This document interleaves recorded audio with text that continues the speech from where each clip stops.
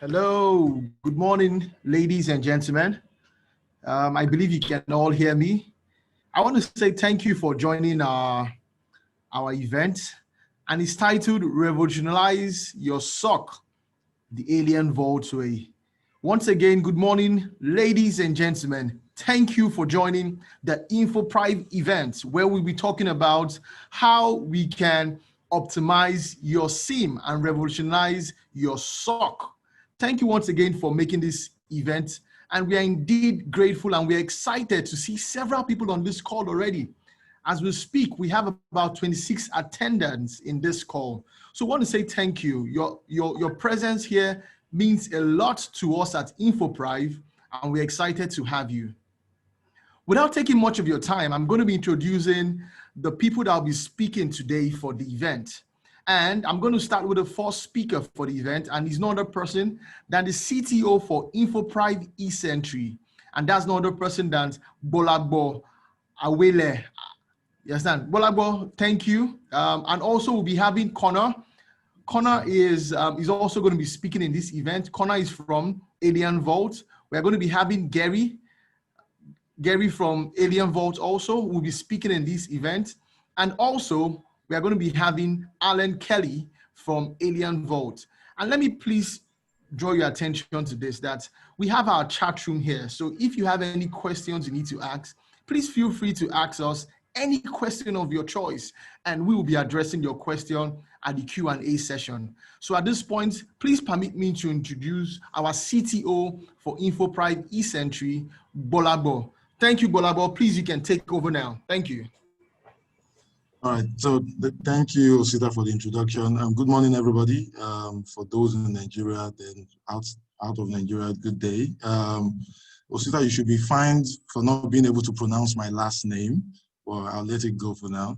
My name is Bolagbo Awelewa, and I'm the CTO at Infoprive, and we're happy to be running this session with our existing customers and prospective clients and people just interested in understanding how best to utilize your SIEM and how can you revolutionize your SOC. For me, it's a bit exciting for me because I'm not sure. Maybe I think I need Connor to come in first. Connor to come just do an introduction, and then I can pick it up from there before the demo session starts. Connor, do you want to introduce yourself and just share? Sure. So thank you, Bolagbo, and I hope I've pronounced your name correctly. It's no, you killed it. You killed it. Better than Usita. Good to hear. So I hope you guys can see me. It's important. I want to just talk through a little bit about our relationship with Infoprive. And firstly, thank you guys for inviting us. We're delighted and excited to be here with my team. Welcome to, I think we have a number of our existing customers on the call, and also to those interested in the Infoprive products and the Alienvault product suite and what we offer. I might just take a moment to talk a little bit about Alienvault, AT&T, the background there, the acquisition, and our strategic partnership with Infoprive. Going back, I believe it's about 6 years we began working with Infoprive. They are our strategic partner for the region, trusted relationship. We're very thankful for their support and relationship to date. It's been very fruitful for both partners, and we look forward to a good future as well. Our mission really, folks, for the guys on the call, is to really serve the security teams who don't have the time, resources, or budgets to gain compliance, first and foremost, and moreover, visibility into the environments that they manage. And our products and services do just that. And with partners like Infoprive, that's how we succeed in the marketplace. Alienvault has experienced real hypergrowth over the last 7 to 8 years. Due to that, we had exciting news. We were acquired by AT&T, and of course, I think we all know the size and might, the Fortune 5 company, one of the biggest in the world. It was super exciting, and it was a huge story in the cybersecurity market. But I suppose, what does it mean for you guys on the call, right? What does it mean for our partners and our customers? Now, we were acquired for our product, of course, first and foremost. You know, the world-class threat intelligence that we provide. AT&T wanted something like this in their portfolio.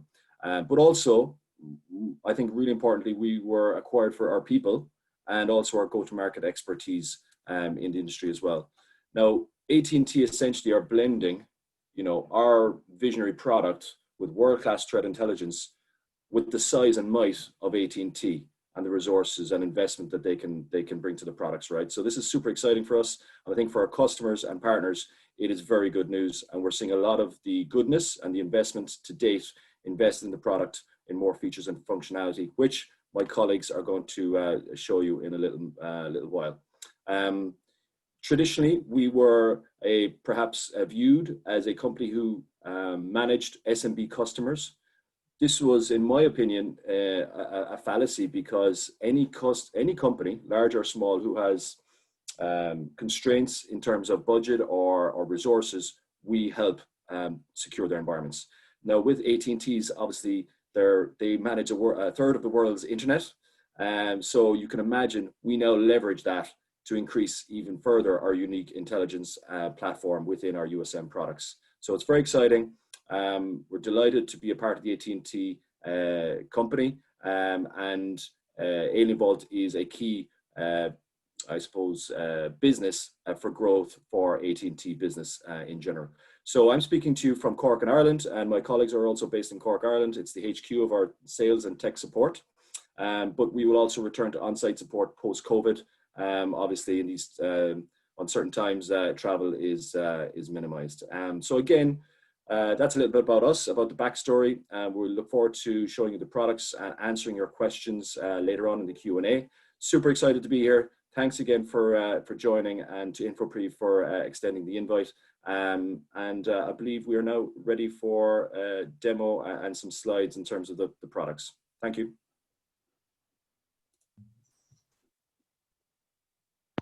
Thanks a lot, Connor, for the intro on the product, which is for Alienvault as a product, and AT&T as a company. You know, and I was quite excited when I heard about the merger then, because the kind of attention and the kind of investments that will be put into providing services and supporting your existing customers. It's a great one. So like I was saying earlier, for me, it's a bit of it's quite exciting for me, because I remember first interface with Alienvault Security Europe, I think it was 2012 or 2013.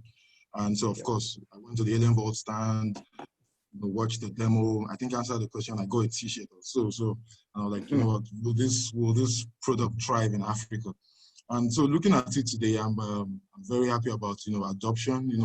We have quite a number of clients. We also have clients. We have organizations that I think got the product directly too. And so, focus has been on optimizing and enhancing. So we have environmental organizations running the service as a log manager or SIEM for reporting. And we know today that there's just much you can do, with threat intelligence, security optimization, the automation, automatic response that can happen, and just a lot of exciting functionality. So we are looking at ensuring existing customers or users of the service can optimize, and they can see what more can be done, and also be able to appreciate the cost-effective nature and the actual return on investment in going the Alienvault way. So I think I will hand over to the demo session immediately, not to bore people. We'll be moving to the demo session, and there'll be a presentation. The demo and Jerry. So Alan and Jerry, you have the floor. Okay, thanks, Bola. Thanks everyone for joining. My name is Alan Kelly, and I'm a technical sales consultant here with AT&T Cybersecurity. And along with my colleague Jerry, I will be going through and giving you an overview on our USMs, and we'll be giving you a product demonstration. So I'm just going to share my screen here for you. So I hope everyone can see my screen. We can, Alan, yeah. Okay, great. So for those of you who don't know what a USM is, USM stands for Unified Security Management. So that will consist of multiple different security products. So unlike your traditional SIM, which just is a SIM, our product consists of a SIM, but it has numerous other functionality as well.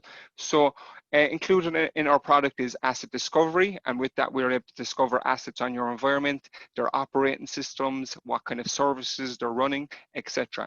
And once we have those assets, we can then perform vulnerability scans on those, and we can identify if there's high severity vulnerabilities on those that can be easily exploited. And if we detect those, we will provide you the remediation steps and the patches that are required to actually remediate those vulnerabilities. So also included in USM is our intrusion detection. So with that, we're actually monitoring your network traffic, and we will alert you if any suspicious or malicious traffic is either entering or leaving your environment.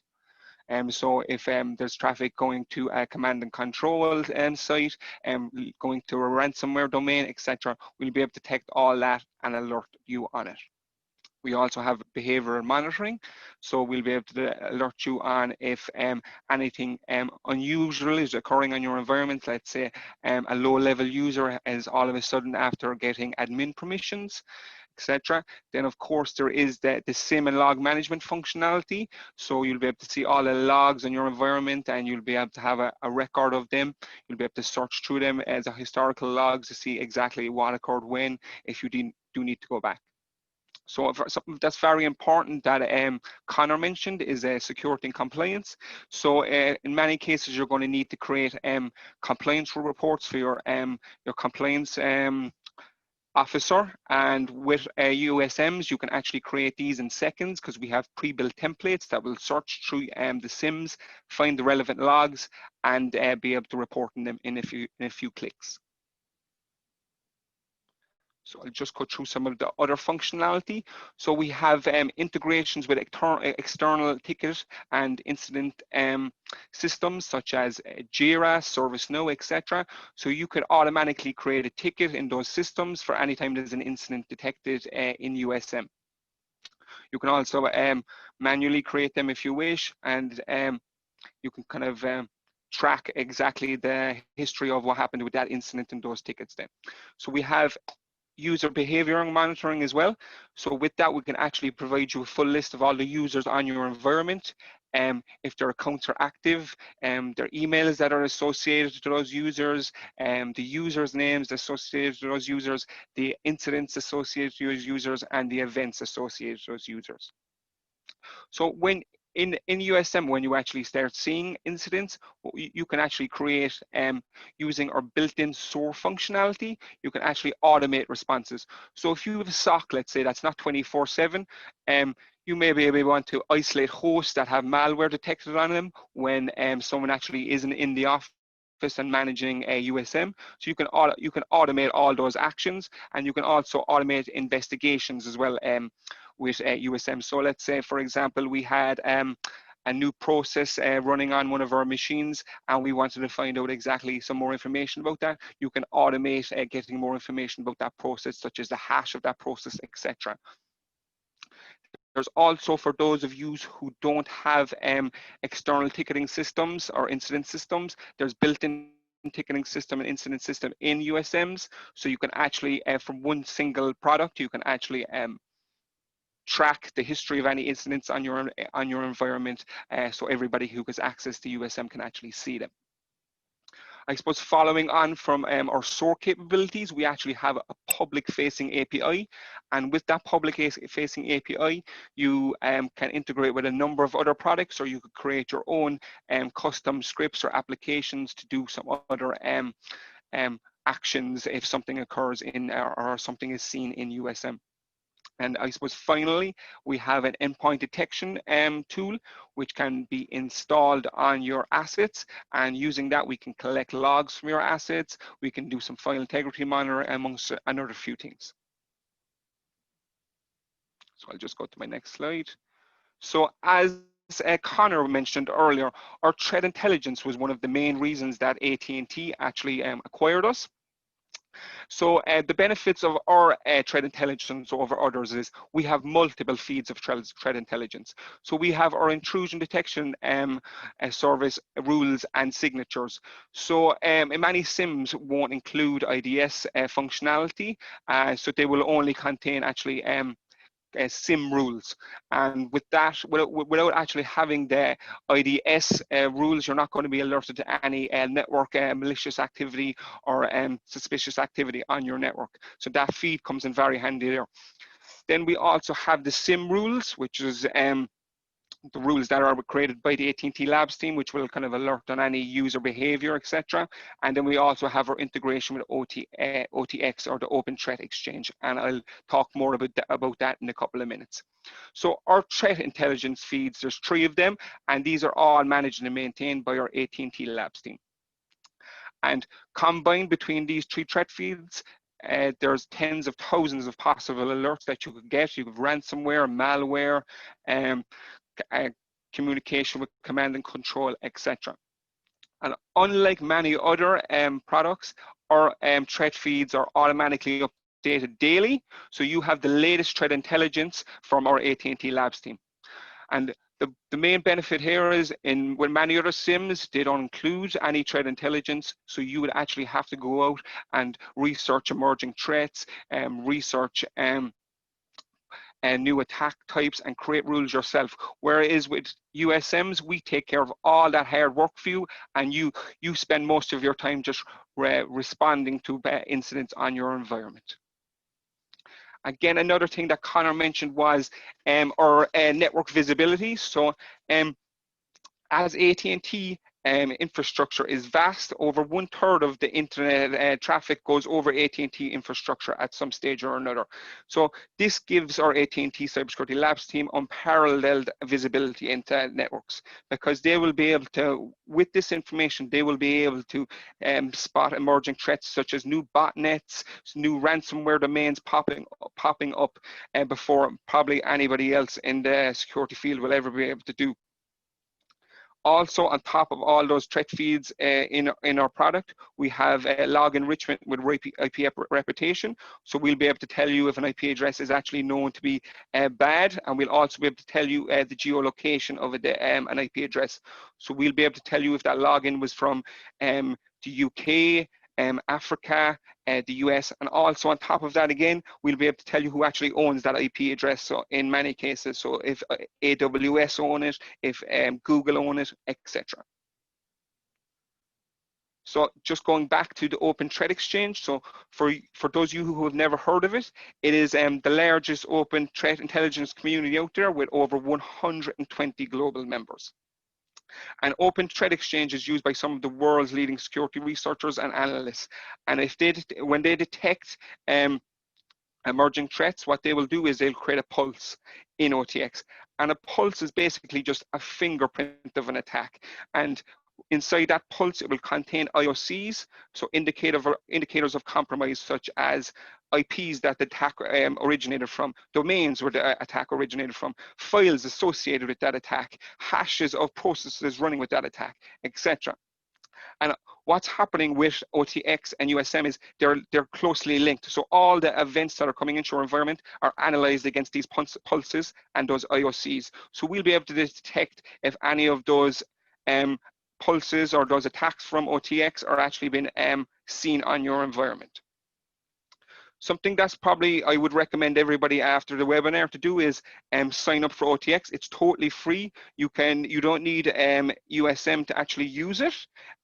For using OTX, you'll be able to see IOCs of attacks. You'll be able to see the research blogs from the threat researchers. You'll be able to see remediation steps of attacks, numerous things like that. Okay, so going back to reporting also. So as I mentioned earlier, we have built-in compliance reports, and those reporting templates are managed and maintained by our AT&T Labs. And we have reporting templates for a number of different compliance standards, PCI, NIST, ISO, HIPAA, etc. And within USM Anywhere, within 3 or 4 clicks, you can have a report created for your compliance officer. That simple. Whereas in other SIEMs, they could take a long time to actually create those reports because you will actually have to filter for those events yourself. Also included in our reports is the possibility to export in multiple different formats. So we can report in CSV, PDF. You can also schedule and automate reports. So in many cases, you're probably going to have to give a report to your PCI officer every week. You can create that report once and have it scheduled to run every week, saving you a lot of time there. You also have the ability to add hundreds of different graphical widgets to reports. So you can actually see an overview of exactly what's going on in that report. So in this actual presentation, you can see the events over time widget. We can see the actual spike of when events came into the product. We also then have the possibility to actually export dashboards, which is perfect for C and executive level. So that will give them an overview of exactly what's going on in their environment without getting too deep down into the product and without being too technical. Users also have the possibility to create their own reports in USM, and they can report on pretty much anything they want. They can report on alarms, events, vulnerabilities, events coming from a specific firewall, events coming from a specific user, pretty much anything they can create reports on. So I'll just go through our architecture. So we have two different USMs. We have a USM appliance and we have USM anywhere. And the main difference between the two of them is one is kind of is managed and maintained by yourselves, and the other one is cloud, which is managed and maintained by us. So USM and appliance is the one that is for on-premise and will be managed and maintained by yourselves. And that basically has three different elements. So we have the USM logger, which is the where your archival data will be sent after you're finished using it in the USM server, and the USM server, which is the actual web UI that you will actually be accessing. And then finally, we have the third element, which is the USM sensor. So the USM sensor is what you will deploy in multiple different environments, and that will collect all your log data, that will perform your vulnerability scans, amongst other things. And that will then forward the logs to USM server, and this is what you will actually be accessing USM server to actually view your logs, etc. So USM appliance kind of comes in many different formats. There's an all-in-one, which consists of a virtual machine that consists of these three products, which is perfect for small environments. Then you have a more modular deployment, which is better for probably larger environments where you'll deploy a sensor in each of your sites, and you'll have a server then in another site which connects to those sensors. Just go to this one. And then this is USM Anywhere architectural overview. And this basically just consists of a USM server, which is hosted in AWS. And then on your site, you will deploy a USM sensor. And that sensor will collect all the logs and the data, and it will send those logs up to USM Anywhere. So in both cases, the USM sensor and the USM Anywhere web server, we manage and maintain them. So we make sure they're up to date with the latest patches, and they're updated every single week. I think that is probably all for me. So I'm going to pass you off to my colleague, Jerry, and thank you all for listening.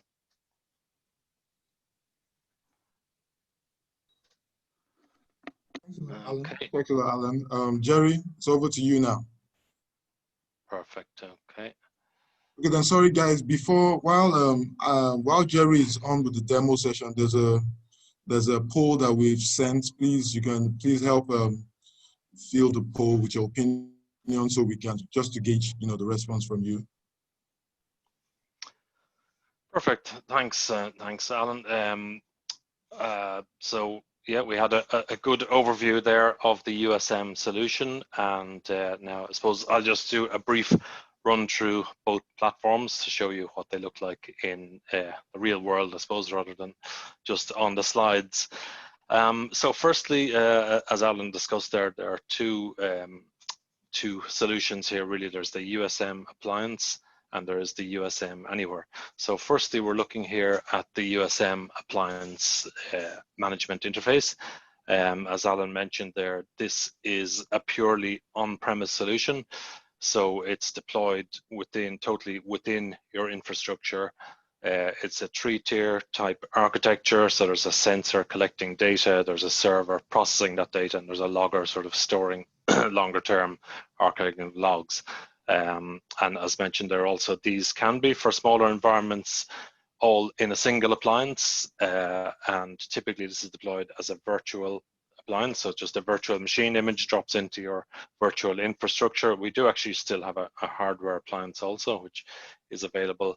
And then in larger and more complex environments, we would use a distributed architecture where sensors, logger, server, etc., various components can be split out to give more power to the system and to cover multiple locations, etc. So you log in via web browser. The initial screen here is sort of an executive overview. So this is going to give you a picture of what's happening in your environment. So you're going to see what the major security events are. So you're going to see here, for example, brute force attack is showing up, network scan, somebody has been probing the network, particular type of malware, etc. You're going to get a picture of what the events we're collecting are: authentication events, network events, wireless network events, malware events, etc. So just a quick picture of what's feeding into the system. OTX, as Alan mentioned there, we are linked into the Open Threat Exchange, and we will match any data that we collect from your environment and match to any pulses that it matches in OTX. You're going to see OTX activity here, what particular pulses have been matched with your log and network data. You'll get a picture of events coming in over time. So what we're collecting events, so you can watch out for trends there and any significant sort of peaks or troughs in that. And you can look at your top hosts that are generating events here. So you can see which systems in your network are generating highest number of events, and a graphical representation here of what the event sources are. So you can see the bigger number coming in from SSH. This is a lab demo environment, so it may not be representative of a real world scenario, I suppose, but you can get the picture there anyway. So initially we are going to build an asset database, because as Alan mentioned there, this is not just the same log collection platform, it's building in multiple other security functions around that core function. So we want to know what's connected to your network, if there's any rogue assets that you're not aware of, if anybody has spun up virtual machines, if it's our cloud solution, if anybody has spun up cloud instances, etc. Because these can all be, apart from a security point of view, needing to monitor them, they can be an indication of a threat also if new systems obviously appear on the network. So you're going to get a picture here of all the assets on your network. This is done by network scanning and by analyzing traffic on the network, and we'll identify systems in here, obviously their name, IP address, operating system, and we'll fill in various details about them. So you can look in here and you can see this particular system has 22 vulnerabilities. Currently it's generating this number of events. It has 4 services running that we can detect, open ports or whatever, etc. So you can configure details about each asset. So it does provide a nice asset management system in there.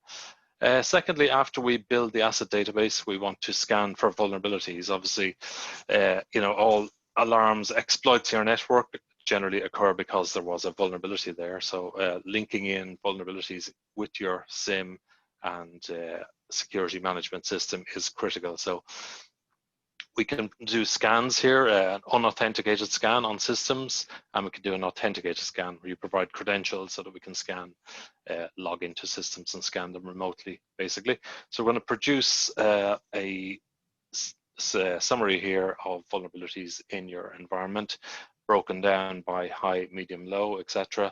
You're going to see the hosts in your network with the highest number of vulnerabilities. So obviously, you can do your patching, prioritize based on this, whatever has the highest number of vulnerabilities, and you can filter these by critical, high, medium vulnerabilities, etc.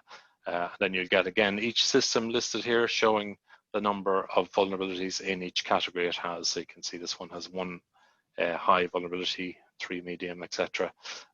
You can view these with a simple click there. You can get a list of each vulnerability color-coded by high, medium, etc. and read the details of each one, or you can produce a nice report if you want to give it to your patching team or something.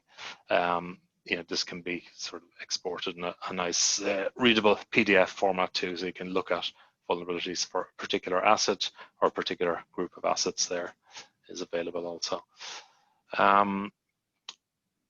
Okay, so that's vulnerabilities. Obviously, then after that, we want to start collecting log data into your system. So we're going to pull in log data from all the various components of your network. So your network security infrastructure, your routers, switches, firewalls, your servers, anything generating log data, essentially you can feed in here. And the raw logs will come in, and these are in the original format. So your original log data is preserved here, and that can be important, obviously, for forensics reporting or investigations, etc. You may want to look at the original log entry, so that is going to be preserved in there. However, raw log data is not terribly useful for analysis because it's in a different format, obviously, from every vendor appliance, etc. So it's not particularly useful for analysis. So what we need to do is convert that into security events. So in this case, we are going to build it into nice readable events that make a bit more sense rather than just the raw log data. And we group these together so you can see, obviously they're searchable. You can see the type of security events that are created. So session disconnected, session closed, a failed password, an invalid user, a wireless device generating an event, the connections established between hosts, etc. So everything that generated log data is turned into a security event in here. So these can be searched and sorted and viewed, etc. More importantly, I suppose, when they're in a structured standard format like that, they can be analyzed by our built-in rule base. So there are lots of good SIEM systems out there that are good at collecting and centralizing log data, but what you do with that data then is up to yourself. You need to write your own correlation rules and directives or hire consultants to analyze it. The nice thing about these platforms is all those rules are built in for you and constantly maintained and updated by our team. So you're going to get the rules built in here for you in the form of directives. So in this particular platform, there's currently 6,500 directives built in there, and these are going to analyze your log data for thousands of different scenarios and suspicious activity. And if any of these rules get triggered, then we will generate alarm. Obviously, the likes of brute force attack, we're going to look at all the various sources and correlate the log data that we have got from them and advise you if somebody is attempting to brute force a system on your network. We're going to look for anything suspicious, like say ransomware. Again, there are 131 directives specifically working to detect ransomware indicators in your infrastructure. So you're pretty comprehensively covered there. And as I say, the rules are maintained by us. You can also build your own rules if you want to look for specific scenarios and add them in there also. What happens if a rule gets triggered, more importantly, is we generate an alarm. So here you're going to go back to the alarm screen, and this is going to show you, firstly, graphically, the alarm is broken down by category in the cyber kill chain. So all the dots here represent alarms in a particular category. Now, this is, as I say, a demo lab environment. Hopefully, none of your SOC screens would look like this, or you'd have some serious problems. But typically, you're going to get a small number of lower level alarms and then the occasional higher level. So these are broken down from in the kill chain category. So environmental awareness, so these are the lower level indicators. This could be somebody creating a new user or a new user being promoted to an administrator. So something that's not necessarily a threat, but it could indicate the start of an attack, and it's something you want to check out essentially. Reconnaissance and probing, typically somebody running a port scan on your network or probing your network for vulnerabilities, looking for an attack vector. And then delivery and attack, some piece of malware gets delivered, they craft an attack method, it gets installed, somebody clicks on a phishing link or something like that. And finally, the highest level of alert, system compromise. So malware has been installed and it's been detected communicating outwards, and possibly data has been exfiltrated from your network at this point. So you need to focus on these alerts from obviously the high level ones and investigate the lower level ones before they become a higher level alert. You will get each alarm listed here in text format also. So you can see the type of things are triggering alerts on here. There has been a brute force authentication attempt. Some malware has been detected. Somebody's running a port scan. And these are all graded according to the level of alert. Some are obviously lower level.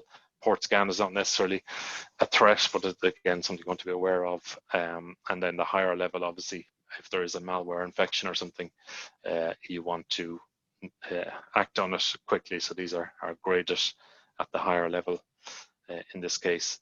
So these can be grouped and searched, etc. So you can group the alarms into various categories as well. So if you're looking for a particular category of alarm that has been triggered. Reporting is another crucial component in here. So there are, again, vast number of built-in reports. There are hundreds of reporting templates, and particularly compliance is a pretty common use case for this. People want to run various compliance. So you can just select the compliance reports here and have a look at what's available.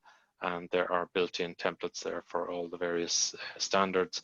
So you'll see HIPAA, the health one, ISO, PCI, etc. They're all going to be built in there.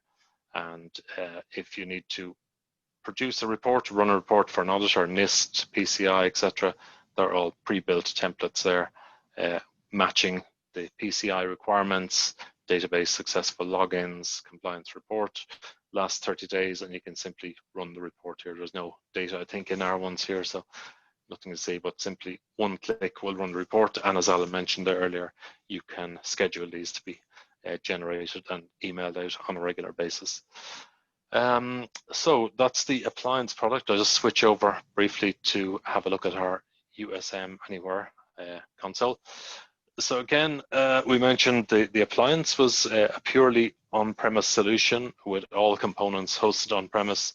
The USM Anywhere is a cloud-hosted solution. It's a two-tier architecture, so the sensor goes into your infrastructure, and the server and analysis side of it is hosted in the cloud, and that's hosted in AWS in a secure single-tenant environment. And you have a choice of which AWS data center it's in, and obviously complies with all the relevant security standards and compliance standards as well. So in this case, there are some benefits to the cloud platform, namely that you can monitor cloud infrastructure. So if any of you are using putting some of your infrastructure in AWS or Azure or Google Cloud. Also, if you're using cloud applications, so Office 365 being probably the most common one, and you want to monitor those environments as well as your on-premise environment. So this solution covers all bases. So it's going to cover your on-premise infrastructure, your cloud infrastructure, your cloud applications, and then there is an agent to deploy on remote systems also. So currently, with lots of people working from home, etc., that can be an important component to add in there to monitor remote workers. So similar type console here, you're going to get your top alarms, your event sources, etc. And here you can see there are multiple sensors deployed. So there's one in AWS, there is one in VMware, so that'll be the on-premise, and there's sensors in Azure, etc. So you can have multiple sensors monitoring different parts of your infrastructure, and they're all going to feed into the one node in the cloud where everything gets analyzed. And similarly to the on-premise solution, alarms are going to get generated here, etc. And you'll see again the similar graphic showing the alarm occurrence in the various categories from the lowest level up to the critical system compromise level. A few nice additions in the cloud platform. One is our user behavior. So we have a new focus. I mean, typically a lot of this analysis, gathering logs, looking at network data, etc., was looking at what systems communicated with other systems and was sort of IP based, I suppose, looking at threats between IP addresses, but sometimes you want to focus on the user. So we've built in sort of user tracking capabilities now. So these will be pulled from various authentication sources, your Active Directory, Office 365, etc. And we will combine users, and so a single user can be tracked across the system. So if you're looking for a particular user and you're trying to see what they did and what events they generated, etc. So we pick on Alan Kelly here for an example. You will see we've pulled in his user details from Active Directory from Azure Active Directory, and we can pull it from various other sources. So all the various combinations of his user. So in this case, we can track, I mean, there's probably not a whole lot of data in here at the moment in events, but you will see the events that username occurred in, and you will see any alarms that that username was involved in generating also. I mean, expand it out to see if there's any more in there. Okay, we need to populate some data in there, but you can track users' data across accounts like that. So that's sort of a new focus, and there will be a lot more enhancements to the user behavior analytics side of it also. Another useful here, don't want to repeat the same stuff that we looked at for the appliance, but the SOAR capability. So this is security, orchestration, automation, response. So I mean, typically an alarm pops up and you want to investigate it, and you can analyze the events that occurred and take an action then to possibly, you know, go out and block an IP address somewhere or investigate something. What we've tried to do here is build in a lot of automation in that area. So you can look at particular, if we look at the alarms here, for example, at the higher level one, so a system compromise alarm. So as an example of this, we see command and control communication, so malware beaconing to its command and control center. So the alarm details here, we're seeing so an internal IP address on your network has been seen communicating with command and control traffic. So we've picked this up in the traffic type to this address here in Ukraine. So what do you want to do? You want to block communication to that IP address most likely. So instead of, I suppose, having to copy the IP address, go off to your firewall, put in a blocking rule for that IP address or add it to some list, this can be configured to happen as an automatic response action. So selecting action here, we can integrate with multiple security tools, so third-party security tools, for example, firewalls, so Checkpoint, Cisco, Fortinet, Palo Alto, etc., Zscaler. These are all integrations that we've built in, so we can simply pass data from an alarm to these systems via API integration, giving us, allowing us to orchestrate an action in those platforms and have this happen automatically if desired. So, for example, for that alarm there, we can, in our Checkpoint firewall, pass the IP address from that alarm, the destination IP in that case, to the firewall, and it will automatically block it. We can take various other actions in there. We're using the built-in sensor functionality. We can disable networking on an endpoint. So, I mean, in your SOC, again, if you don't have somebody constantly monitoring, you might want to automate some of these responses. So a system generates an alarm to say malware has been, or ransomware has been detected at 3 a.m. in the morning. You want to automatically isolate that system from the network while somebody investigates to stop the chance of lateral spread within your network. So we can disable networking on that endpoint, or we can use one of these third-party security tools to isolate the endpoint, for example, Cisco AMP or something. Again, there will be options there to choose a response action to an alarm, which can be automated. So this provides pretty powerful automatic response to alarm generation. And there's a whole host of actions you can take there and integrations. A few others would be just to mention productivity type integrations. So if you wanted to create a ticket in your Salesforce or ServiceNow or any of these ticketing Jira applications, that can be automated also. So there's lots of nice integrations, and they're constantly added to also. So again, both platforms have a lot of similarities. There is some differences, obviously the main ones being we can monitor cloud environments. You know, here we're going to be taking in data from cloud sources as well as on-premise sources. So you're going to take all your typical on-premise infrastructure, firewall servers, etc. But you're also, you can see here, we're taking in Amazon Cloud Trail events, Amazon VPC flow logs, Azure Active Directory, etc. Office 365 events coming in here also. So Office 365 being an important one, you know, email often been used as an attack vector again. So it is crucial to monitor that at times. You'll get specific dashboards for whatever you integrate with. So if you're pulling in log data from Office 365, again, you're going to see a list of the failed logins by user, reasons they failed, country that the login was coming from. Obviously, if you see users coming from a country where you have no users, it may indicate suspicious activity again.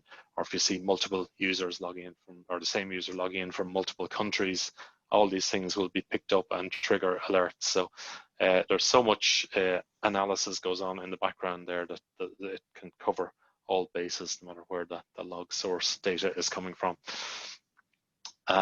Again, reporting is built in here. You can report on any of this data. So if you want a report on your vulnerabilities, very easy to create that report and publish it. You can filter down here if you only want to look at the high severity vulnerabilities. All these screens built in have a generate report button where you can configure what you want in the report. And obviously a very useful one is the pre-built compliance templates. So these cover PCI, NIST, HIPAA, ISO, and you can add your own templates there also, but we will update these with the latest requirements. So for example, if an auditor is looking for a particular PCI report, so this one here lists all Windows login failures, you can pretty much generate the report with a single click here.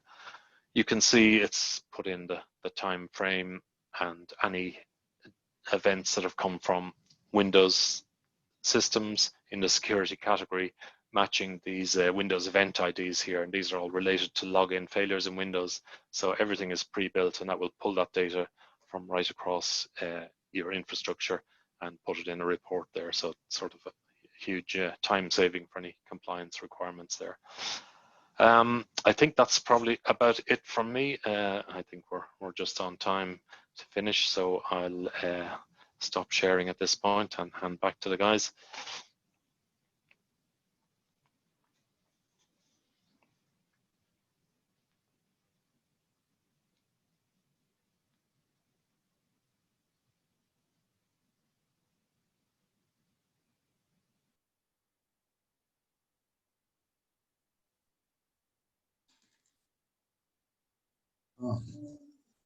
Thanks a lot, Jerry, for the demo session. We have quite a number of questions, and I think we'll just kick off. So the questions would be I think for the business-related questions, Connor could feel free to respond, but a lot of the questions are purely technical. So, so we're going to start off with the first one. So first question is, how is license calibrated, which is user storage, EPS based, for the UCM for Alienvault? So there's two different methods here. So for our USM appliance, for the purely on-premise solution, we're basically estimating EPS, so events per second, and we will size the appliance license based on that. So we have kind of calculators where you fill in details of your infrastructure. We'll calculate an estimated events per second value and the number of sensors required, etc. So that would be licensed depending on EPS.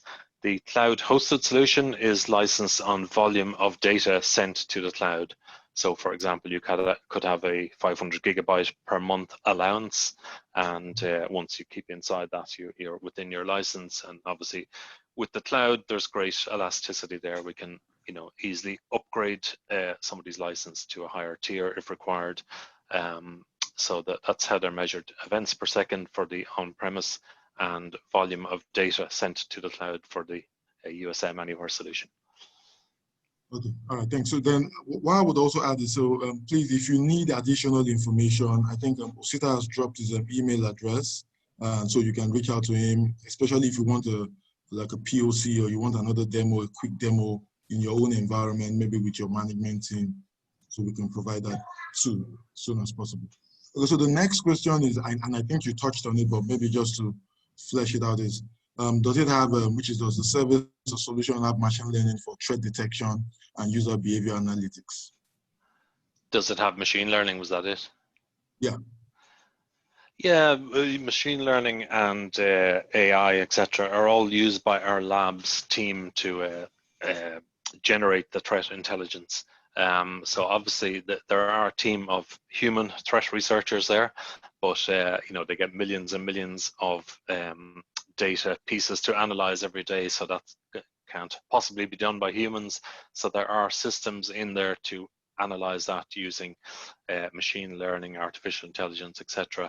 But then before it's built into a rule in the platform, you know, it is reviewed by a human threat research expert before it's put in the platform. So certainly to filter down the threat data, machine capabilities would be used, but there's always the human component to it also.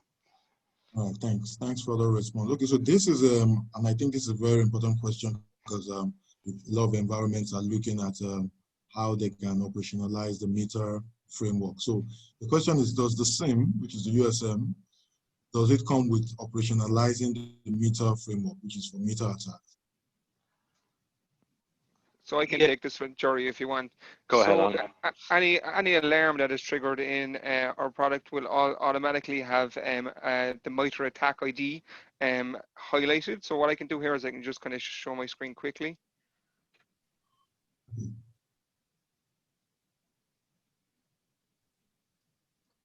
So if you can see my screen, this is an alarm that came into our lab environment, and we can see here we have the MITRE ATT&T ID. So we can just click this link here, and it'll bring us to the MITRE page.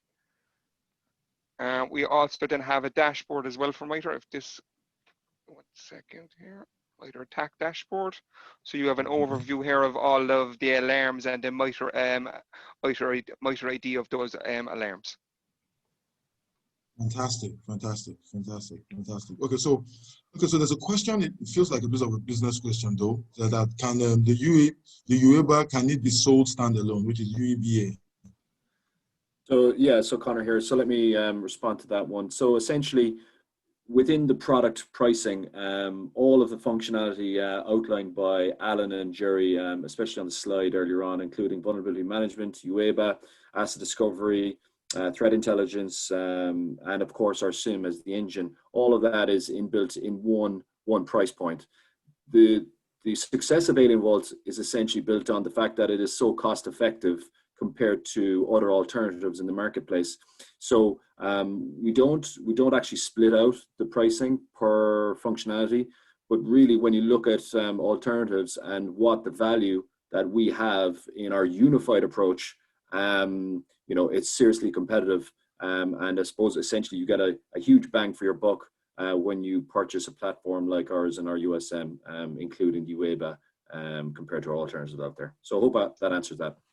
Yeah, that's clear. So like for me, part of my sales pitch most times will be that, say, you won't find Alienvault is the most cost-effective SIEM, the USM platform, anywhere else based on the kind of functionality it has. So, so for Ikede, basically what you're saying is you can get the UEBA functionality, and if you want to test other functionality and services, you can also explore. And we've had this happen in one of our big customers.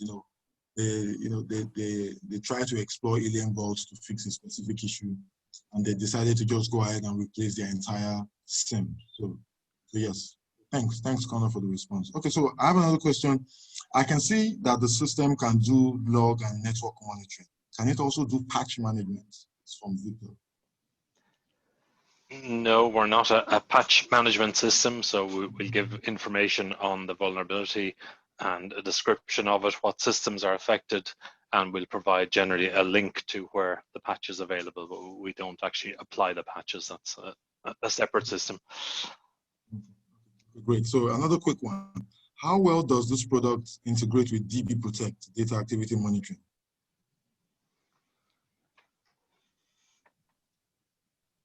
With DB Protect, is it? Yeah, so DB Protect is a DAM. So what's the ease of integration with DB Protect? I'm not actually familiar with that product, but in most cases, it's very simple to integrate. Depending on what kind of integration you do. In most cases, you just log into your product's web UI and you'll enter your sensor's IP address, and then it will forward all the logs from that product to USM. and that's in most cases that is the integration. That's all that's required for integration. Depending on if you want more functionality like SOAR capabilities, there is no SOAR capabilities at the moment for that product. Okay, so a bit of a technical question. So can you shed some light on policies, which is especially on policy groups? How does Alienvault automatically process incoming data with respect to policy groups?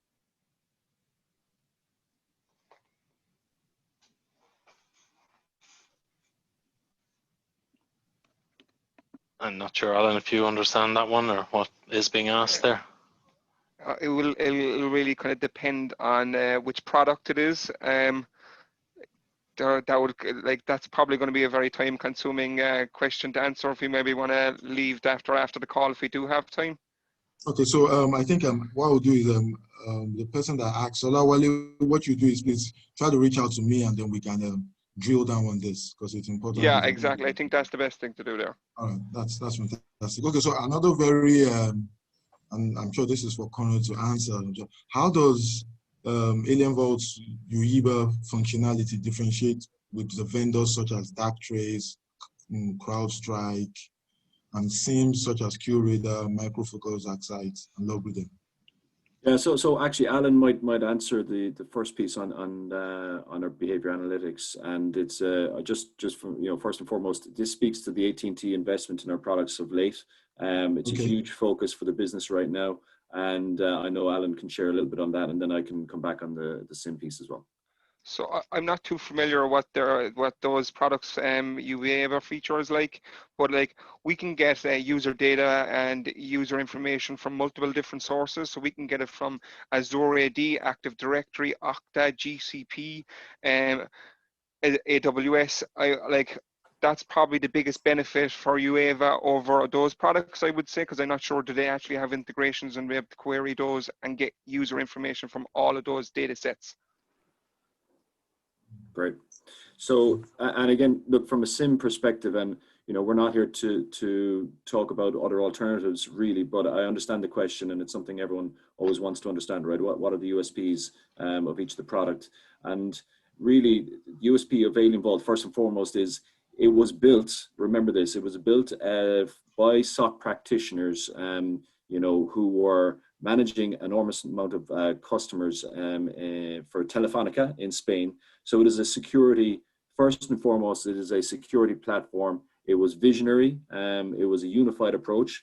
And if you look across the marketplace right now, there's a couple of other vendors doing something similar. So we were built from the genesis of Alienvault is security focused. It's a unified approach which the market has now adopted. So our approach is right, and together with truly uniquely world-class threat intelligence, especially now that we're partnered obviously and acquired by AT&T, and we know and I've talked about the leverage that we have with AT&T in terms of the visibility into the network across the globe.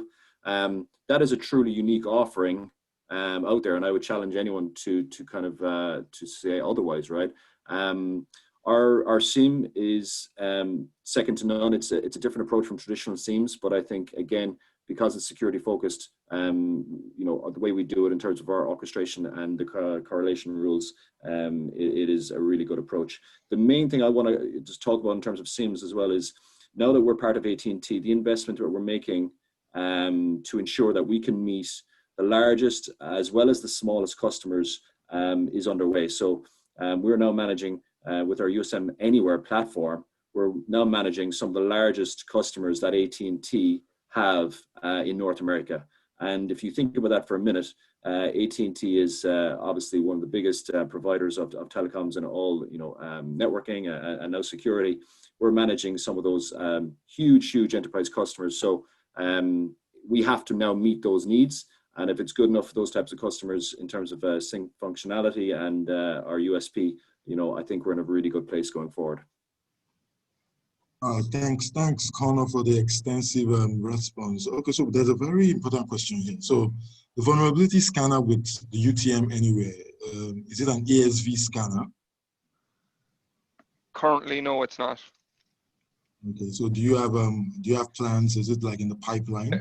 As far as I'm aware, there are plans, but there is no ETA of when it's going to be done.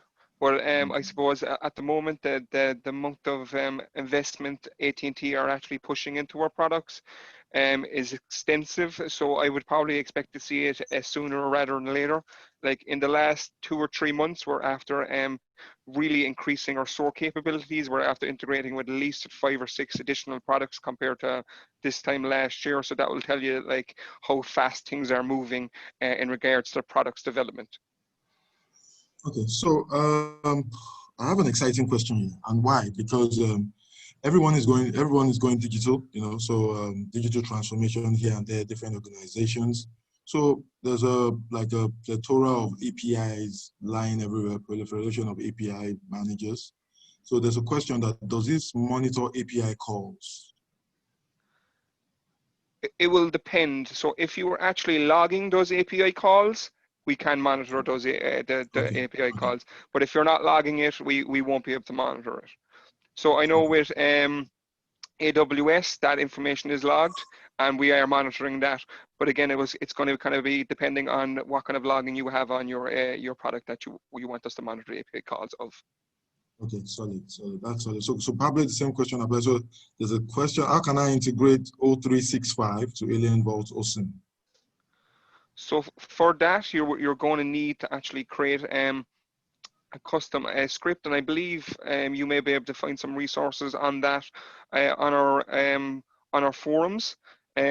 So with USM Anywhere, we actually have a built-in app that will actually be able to query Office 365, but for OSIM, as that is an open source product, that app isn't included, and it's something that you will have to be able to do yourself. But I'm sure there are resources out there to be able to assist you with that.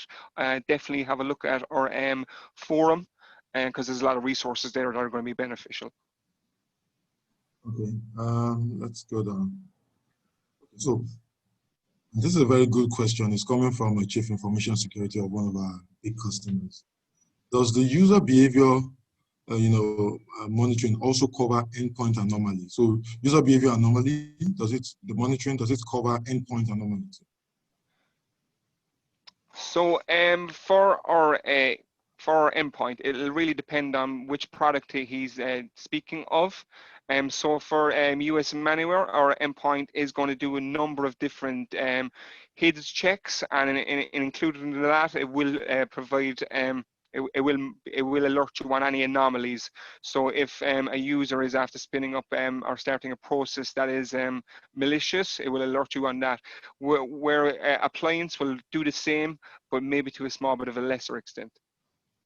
Okay, fantastic. So a follow-up question from same person: what DLP functionality does the endpoint protection cover? Again, it's going to vary between the products and what kind of data loss prevention he has. So we both of our endpoint solutions for appliance and anywhere have file integrity monitoring, so that may cover you there. Regarding on what kind of a firewall you have, you'd be able to create data loss prevention rules in our products then. So if a certain amount of traffic came from a specific host to an external host, we'd be able to alert you on that. So there's a number of options you can do there. Fantastic. So there was a follow-up question on the API, which is, how do we log API calls?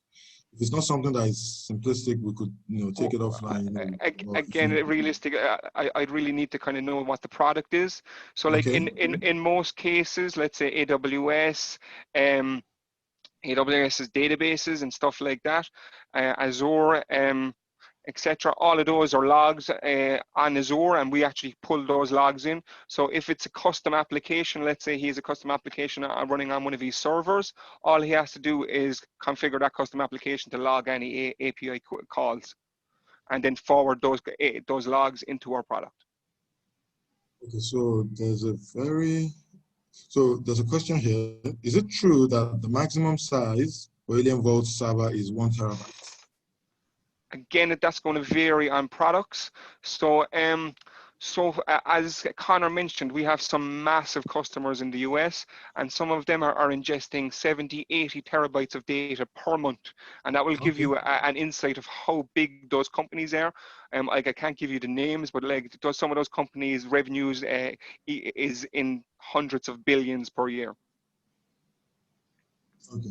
And just to add on to that, so essentially that would be our USM Anywhere product we're leveraging to manage those huge environments. So again, like Alan said, this is what we're now doing with our Anywhere. Obviously slightly smaller on the appliance, but essentially what we have here, guys, is a route to manage any type or size of environment that you have, be it on-prem or in the cloud, or small or large. We have an answer. So looking forward to running a POC if anyone wants one through Infoprive.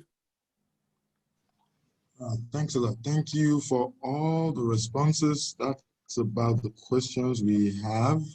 If there are any questions that were missed by chance, please reach out to me, reach out to Osita, who would attend to you directly.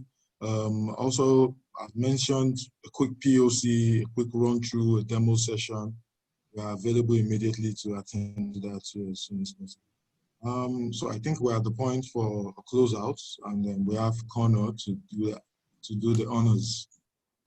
The honors, thank you. Oh, sorry, Connor, there's one more question I want to just to, I think it's key for decision makers. So how do we add DB monitoring to C-level dashboard? Oh, we might probably need to, that probably will be taken offline, but if it can be attended to now, we could look at that. So, so the idea is C-level reporting. So there's a dashboard created for management, and you need them to have like complete visibility to what's important. So his own question is that is going to vary between the two products. So something I would definitely recommend you to look up at is our documentation center, and depending on which product you're looking at, then select appliance or Anywhere, and just look for custom dashboards, and that should kind of give you some insight into how to do that. Okay, so on premise. Okay, so what will happen is that Mr. Eduje just reach out to Osita, as in we'll get the support team to attend to this. We'll engage, and then we'll take this forward from there. Thank you for the questions. Yeah. Okay, so Connor, you have the floor. Great, thank you. So again, thanks to Infoprive and all our customers and those interested in learning more about our USM products. It's a great opportunity. Hope you got a lot of value from it. But I would say if you didn't get your question answered, I want to ensure that we will get it answered. So I'm sure the team in Infoprive are going to compile any additional questions and send them across to us. And we will, I will ensure personally that we follow up with each and every one of these questions.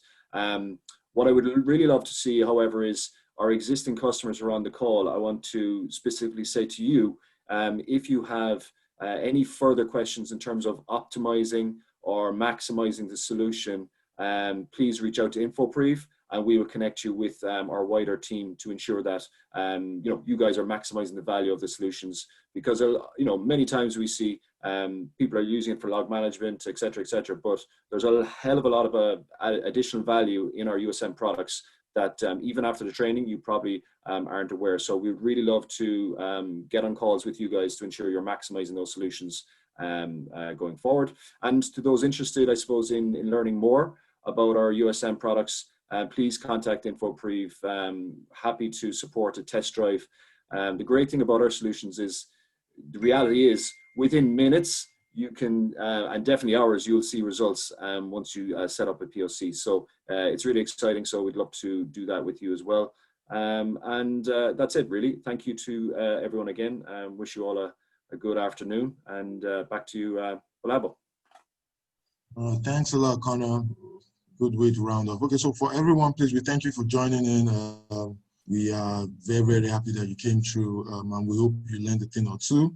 Please reach out to our teams, the implementation team, the support teams, especially reach out to Osita if you have any issues. He has put his email there. You can reach out to him on any issue, and then we'll respond to you immediately. Thank you for coming through today. Enjoy the rest of your day. Thank you.